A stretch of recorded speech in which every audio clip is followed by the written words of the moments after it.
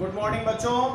तो class 12th के math में और इंटीग्रेशन के अंतर्गत, समाकलन के अंतर्गत हम लोग फॉर्मूला बेस्ड इंटीग्रेशन के प्रश्नों को पिछले कुछ दिनों से पढ़ रहे हैं।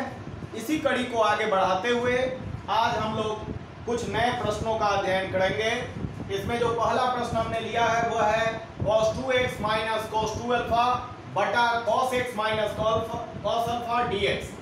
तो आप फॉर्मूला पर cos 2x का फॉर्मूला रखेंगे 2 cos स्क्वायर x माइनस 1 और इसको भी cos 2x के फॉर्मूला पर रखेंगे और यहाँ अल्फा है तो ये हो जाएगा 2 cos स्क्वायर अल्फा माइनस 1। और इस आधार पर जब इसको तोड़ेंगे माइनस से इसमें गुणा करेंगे तो ये होगा आपका minus 2 cos square alpha plus 1। तो यहाँ का माइनस 1 और यहाँ का प्लस 1 एक दूसरे से कैंसिल हो जाएगा और आपको बचेगा 2 cos square alpha minus 2 cos square x minus 2 cos square alpha. तो इन दोनों में से फिर दो कॉमन लेंगे तो आपका बचेगा cos square x minus cos square alpha और बटा में cos x minus cos alpha और फिर a square minus b square के फॉर्मूला पर यह टूटेगा, एक बार a प्लस b और एक बार a माइनस b और इससे आपका a माइनस बी यानी cos x minus cos alpha वाला part cos x minus cos alpha हर से कट जाएगा, कैंसिल होगा, ये दो कांस्टेंट बाहर आएगा तो आपका बचेगा cos x plus cos alpha dx। इसका इंटीग्रेशन निकालना है तो एक बार 2 और cos x इंटू dx ये इसका इंटीग्रेशन होगा और एक बार 2 cos अल्फा और dx का इंटीग्रेशन होगा। अब यहाँ पर ये ध्यान देने वाली बात है कि x के सापेक्ष जब हम इंटीग्रेशन कर रहे हैं तो यह जो अल्फा का गुणक है यानी अल्फा के एंगल में जो cos है वो cos अल्फा कांस्टेंट राशि हो गई आपकी। तो ये 2 पहले से कांस्टेंट था और ये cos अल्फा भी कांस्टेंट है यानी केवल dx का इंटीग्रेशन आपको निकालना है दूसरे पार्ट में। तो cos x का इंटीग्रेशन हो गया sin x और dx का इंटीग्रेशन हो जाएगा आपका x। तो ये मिलके हो गया 2x cos अल्फा और यहाँ पर हो गया 2 sin x। ये इतना प्लस c इसका आपका आंसर होगा। अब जो दूसरा प्रश्न है उसमें है कि tan q 2x into sec 2x dx। इस तरह का प्रश्न रहेगा तो q को आप एक बार स्क्वायर और एक बार tan x के रूप में अलग अलग कर देंगे। क्यों? क्योंकि आपका tan स्क्वायर x का formula sec square x minus 1 होता है। तो आपको यहाँ पर जो दिया है यह sec को जब आप p मानेंगे तो आपका sec x tan x जो है उसका डिफरेंशिएशन आपको प्राप्त होगा और इस प्रकार आपका यह फॉर्मूला बेस्ड रूप में बदल जाएगा। तो आपको यहाँ पर tan q को tan स्क्वायर और tan x के रूप में अलग अलग कर देना है और फिर tan स्क्वायर x को फॉर्मूला में रखना है sec स्क्वायर x माइनस 1 का फॉर्मूला जो है tan स्क्वायर x के लिए लिखना है और इधर आपका sec 2x into tan 2x dx बचा। तो इसमें sec 2x को जब आप t मानेंगे तो sec 2x का डिफरेंशिएशन क्या होता है sec x into tan x। तो sec 2x होगा sec x into tan x और इसका गुणक जो 2 है इसलिए वह जो डिफरेंशिएशन होगा तो वो गुना में 2 आ जाएगा। तो 2 sec x into tan x 2 sec 2x into tan 2x dx बराबर dt आपको आ जाएगा।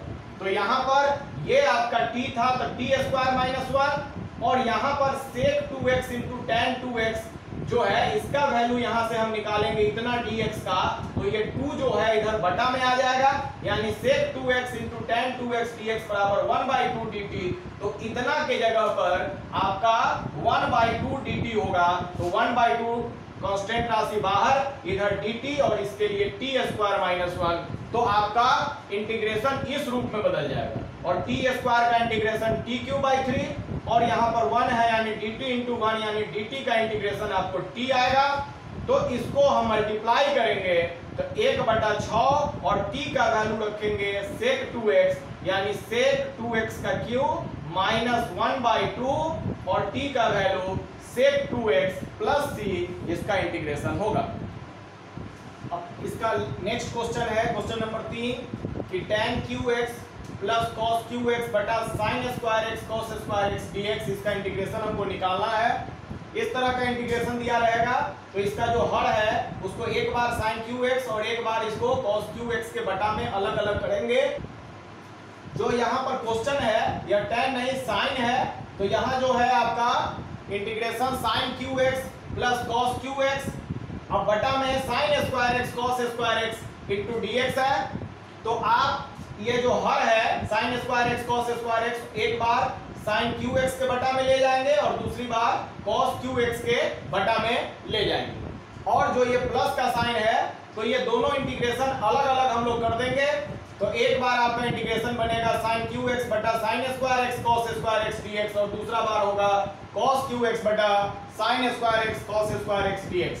तो इसमें बहुत सारा चीज कट जाएगा आपका, साइन क्यू से साइन स्क्वायर कटेगा तो यहाँ पर एक साइन एक्स आपका बच जाएगा, और यहाँ जो कॉस स्क्वायर एक्स है इसको हम अलग अलग cos x into cos x लिख रहे हैं। उसी प्रकार यहाँ साइन कॉस क्यू एक्स है, इससे कॉस स्क्वायर एक्स कटेगा तो एक कॉस एक्स ऊपर में बचेगा, और साइन स्क्वायर एक्स जो बच रहा है उसको दो बार sine x into sine x में लिख रहे हैं ताकि यह फॉर्मूला पर बैठ जाए। किस फॉर्मूला पर बैठेगा?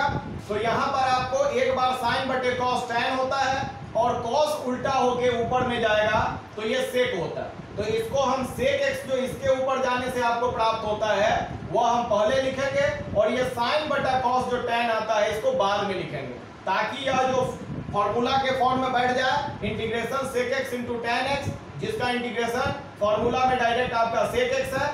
तो इसको हम इस रूप में बदलते हैं और इसको भी फिर हम देखेंगे तो कॉस बटा साइन यानी यहाँ कॉट होगा और साइन का उल्टा यहाँ कॉसेक होता है, तो कॉसेक को पहले लिखेंगे और कॉस बटा साइन को कॉट एक्स को बाद में लिखेंगे। तो इसका फॉर्मूला होता है सेक एक्स, और cosec x into cot x का फॉर्मूला है माइनस कॉसेक एक्स। तो इसका आंसर आपको होगा sec x minus cosec x plus C. इस तरह का जो सवाल है वो आपको परीक्षा के दृष्टिकोण से बहुत ही महत्वपूर्ण है, बहुत बार इस तरह के सवाल परीक्षा में पूछे भी जा चुके हैं। उसी प्रकार यह जो अगला प्रश्न है वह आप देखिए, यहाँ cos 2x plus 2 sin square x बटा cos स्क्वायर एक्स dx है।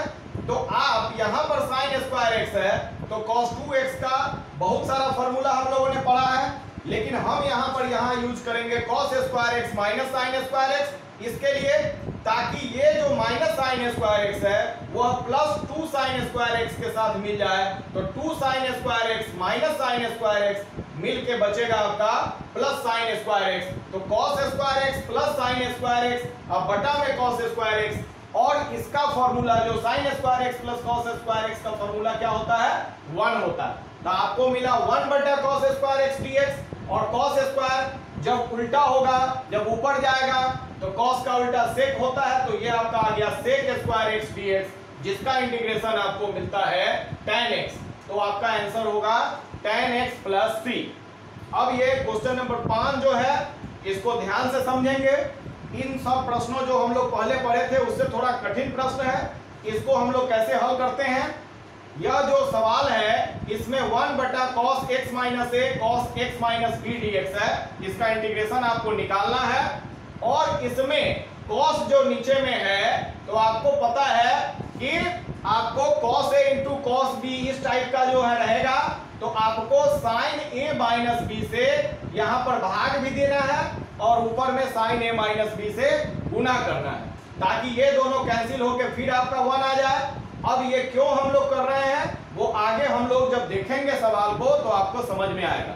साइन ए माइनस बी को फिर बदलेंगे हम और इस रूप के फॉर्म में लाएंगे, यानी फॉर्मूला पर बैठाने के लिए a माइनस बी को बदल के लिखते हैं हम x minus B minus x minus A. अब यहाँ माइनस से ये मल्टीप्लाई होगा तो ये माइनस एक्स आएगा, तो x माइनस एक्स कैंसिल हो जाएगा और यहाँ माइनस माइनस प्लस ए आएगा, तो a माइनस बी ये आपको प्राप्त होगा। यानी a माइनस बी को हम लोग इस रूप में लिख सकते हैं कि x minus B minus x minus A, और इससे हमको लाभ होगा कि हमको यह साइन a माइनस बी के फॉर्मूला पर बैठ गया है। तो साइन a माइनस बी का क्या फॉर्मूला होता है? इसका फॉर्मूला होता है sine a into cos b minus cos a into sine b, जहां पर a के जगह पर आपका x माइनस बी है और b के जगह पर आपका x माइनस a है। तो इसको साइन a माइनस बी के फॉर्मूला पर हम लोगों ने बैठा दिया और ये बड़ी ब्रैकेट में रख के बाद में आप dx रखें। अब यह जो हर है उसको एक बार इसके बटा में ले जाएंगे और दूसरी बार माइनस के बाद वाला के बटा में ले जाएंगे। तो जब इससे इसको डिवाइड करेंगे यानी इसके बटा में ले जाएंगे तो ये आपका cos x माइनस ए और यहाँ का cos x minus a cancel हो जाएगा। तो क्या बचेगा, sin x माइनस बी बटा cos x माइनस बी। तो sin बटा cos आपको आ जाएगा tan x minus B minus फिर इसका बटा में जब ये ले जाएंगे तो आपका cos x माइनस बी ये दोनों कैंसिल हो जाएगा। तो आपका क्या बचेगा, ऊपर में sin x माइनस है और नीचे में बटा में cos x माइनस है। तो ये sin बटा cos जो है आपको tan x माइनस a आ जाएगा। तो ये आपको यहां तक आया। अब आगे अब आप देखते हैं कि यहां जो आपका tan x के रूप में आया है इंटीग्रेशन, तो tan x का दो फॉर्मूला होता है। एक फॉर्मूला जो हमने आपको लिखवाया है कि इंटीग्रेशन tan x dx बराबर होता है log sec x plus c, और इसी को दूसरे रूप में आप लिख सकते हैं minus log cos x plus c, क्योंकि sec x का उल्टा cos x होता है। तो ये sec x बराबर हो जाएगा log 1 बटा cos x, और log 1 बराबर 0 होता है। तो log 1 और बटा में है तो log में बटा में रहने पर माइनस में वो चेंज होता है। तो ये होगा log 1 minus log cos x, और log 1 बराबर 0 तो माइनस log cos x। तो इसी फॉर्मूला को इस रूप में भी हम लोग लिखते हैं। तो इसी फॉर्मूला का हम लोग यहाँ उपयोग करेंगे। तो यहाँ 1 बटा साइन a माइनस बी और tan x का integration minus log cos x, और यहाँ पर माइनस पहले से था तो फॉर्मूला का माइनस और ये मिलके हो जाएगा प्लस log cos x, और यहाँ पर x माइनस बी था तो x माइनस बी, और यहाँ पर x माइनस ए तो a है तो x माइनस ए।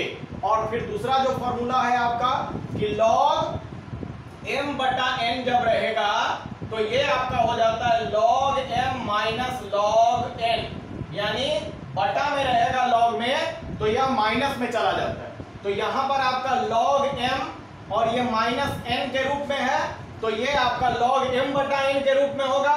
तो प्लस में जो था वो पहले लिखा जाएगा यानी cos x माइनस a ऊपर, और ये जो cos x माइनस b है वो बटा में आ जाएगा log के फॉर्मूला के आधार पर। और ये आपका अभिष्ट आंसर है जो हमारा इंटीग्रेशन है जो हमको ज्ञात करना था। अब इस तरह का जो चैप्टर है उसका जो लास्ट एक ऑब्जेक्टिव क्वेश्चन से इसको हम समाप्त कर रहे हैं। ये क्वेश्चन है ex 1 plus x cos square x ex dx। देखने में ये थोड़ा कॉम्प्लेक्स टाइप का क्वेश्चन लगता है, लेकिन जैसे ही आप cos का जो एंगल में x ex है इसको t मानेंगे तो आपका सवाल बहुत ही आसान हो जाएगा। तो आपका एंगल में जो x ex है इसको हम t मानते हैं, तो फिर इसका डिफरेंशिएशन निकालेंगे। तो एक बार ex को छोड़ के x का डिफरेंशिएशन निकालेंगे तो इसका डिफरेंशिएशन x का क्या होगा 1, तो 1 इंटू ex, और दूसरी बार में ex को छोड़ेंगे x को छोड़ेंगे तो ये x छोड़ दिया गया और ex का डिफरेंशिएशन आपका ex हो गया। तो इसका डिफरेंशिएशन ये x into ex u into v के फॉर्मूला पर ये आपका आएगा इंटू dx बराबर dt। तो इसमें ex आपका कॉमन हो जा रहा है तो बचेगा 1 प्लस x dx बराबर dt। तो जो आपका इंटीग्रेशन था वो आपका हो जाएगा ये ex 1 प्लस x dx, ये टोटल इसके जगह पर dt, और ये cos स्क्वायर, और ये जो है इसको हमने t माना था तो cos स्क्वायर t, और ये जब ऊपर जाएगा तो cos का उल्टा क्या होता है sec, यानी sec स्क्वायर t आएगा, और sec स्क्वायर t का इंटीग्रेशन आपका होता है tan t प्लस c, और t के जगह पर जो हमने माना था x ex वो जब आप रखिएगा तो ये आपका आंसर प्राप्त होगा, और जो ऑप्शन आपका सही होगा ऑब्जेक्टिव में उसको आप टिक कर सकते हैं, वो आपका अभिष्ट आंसर होगा। तो बच्चों इसी के साथ इस टाइप का जो क्वेश्चन जो फॉर्मूला बेस्ड था वो समाप्त हुआ। अगले एक्सरसाइज के लिए आपको कुछ नए फॉर्मूलों को सीखने की जरूरत है। हम लोग अगले दिन उन नए फॉर्मूलों को पहले पढ़ेंगे और फिर उसके बाद उससे संबंधित प्रश्नों को पढ़ेंगे। बच्चों इंटीग्रेशन में अब आपको आने वाले समय में थोड़े कॉम्प्लेक्स क्वेश्चन आने वाले हैं। अभी तक जिस तरह के प्रश्न आप लोग पढ़े हैं, अब अगले एक्सरसाइज या अगले टाइप से क्वेश्चन थोड़ा कठिन से और कठिन के स्तर पर जाने वाला है। इसलिए अभी तक के प्रश्नों को आप बहुत अच्छे से अभ्यास करें। सारे जो पुराने फॉर्मूले हैं इंटीग्रेशन को उसको याद करें, ताकि आने वाले प्रश्नों के लिए आप ज़्यादा मानसिक रूप से तैयार हो सकें। आज का वीडियो यदि आपको पसंद आया तो जरूर आप इसे लाइक करें और शेयर करें और चैनल को सब्सक्राइब करें। धन्यवाद।